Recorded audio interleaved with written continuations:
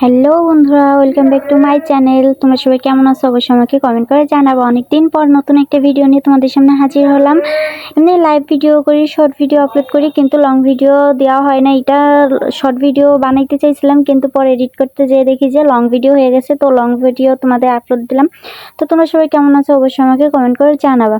তো এখন থেকে আবার ভাবতেছি নতুন করে আবার লং ভিডিও দেওয়ার চেষ্টা করব। তারপরেও এটা অনেক দিন আগের ভিডিও, আমাদের এটা প্রায় এক সপ্তাহ কি 4-5 দিন হবে এরকম আর আগের ভিডিও। এটা দুপুরবেলা তো প্রচুর রোদ পড়ছিল, তো রোদ উঠছিল প্রচুর পরিমাণে।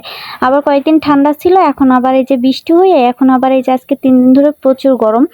তো দুপুরবেলা ভাবলাম আম খাই, তো এই যে এই জন্য আম কাটতে বসলাম, আম খাবো। তো এত রোদ দেখে আম খেতে মন চাইলো, কিন্তু বিকালের দিক দিয়ে এত পরিমাণে বৃষ্টি হয়েছে, তোমরা লাস্টের দিক দিয়ে দেখতে পারবা প্রচুর পরিমাণে বৃষ্টি, প্রচুর। তো আম কাটা দেখে তো আমার জিভে পানি চলে আসছে। তোমাদের কার কার জিভে পানি চলে আসছে আম কাটা দেখে অবশ্যই কিন্তু কমেন্ট করে জানাবা। এই আমগুলো কেটে কিন্তু আমি খাইছি, তারপর আবার আমার খেতে মন চাইতেছে কিন্তু এখন ঘরে একটা আম নেই, কি করব জানি না।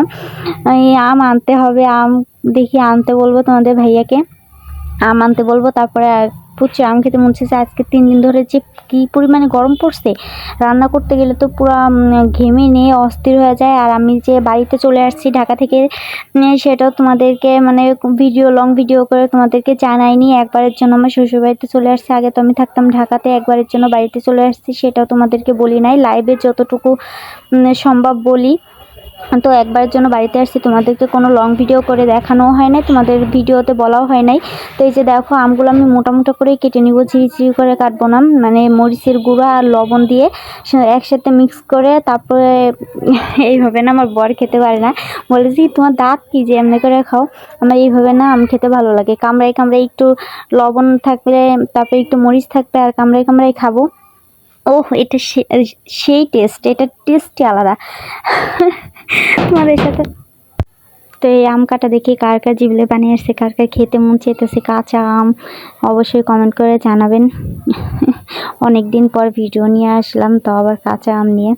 অনেক দিন যাবত কোনো লং ভিডিও করি না। এই যে দেখো এই লবণ আর মরিচের গুঁড়া নিয়ে নিছি, এখন একসাথে লবণ আর মরিচের গুঁড়া মিক্স করে নিয়ে এটা খেতে যে কি টেস্ট আমি বলে বুঝাইতে পারবো না। যারা এইভাবে খাবেন তারাই বুঝতে পারবেন। এই যে আমগুলো আমি এই সাইজ করে কেটে নিয়েছি, আর এই যে মিক্স করা হয়ে গেছে লবণ আর মরিচের গুঁড়া। তো এই যে খাওয়া শুরু করে দিয়েছি, আর আমার মেয়ে গোসল করে এসে আম খাচ্ছে। তো ওকে বললাম, এই তুই গোসল করে এসে আম খাচ্ছিস কেন? গোসল করে এসে নাকি ফল খেতে হয় না, এটা আমি সঠিক জানি না, মুরব্বীদের কাছ থেকে শুনছি। আপনারা যদি কেউ জেনে থাকেন অবশ্যই আমাকে কমেন্ট করে জানাবেন, গোসল করে এসে কি ফল খাওয়া যায় নাকি যায় না। তো ওকে ঝাড়ি দিলাম, উঠে চলে গেল।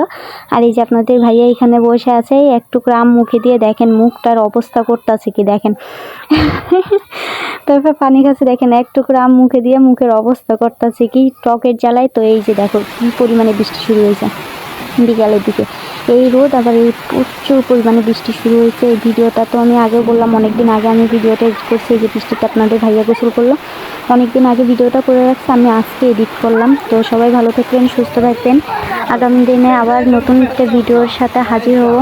তো সে পর্যন্ত সবাই ভালো থাকবেন। আর আমার ভিডিও যদি ভালো লাগে অবশ্যই একটা লাইক দেবেন, আর ভিডিও কেমন লাগলো অবশ্যই আমাকে কমেন্ট করে জানাবেন। আল্লাহ হাফেজ।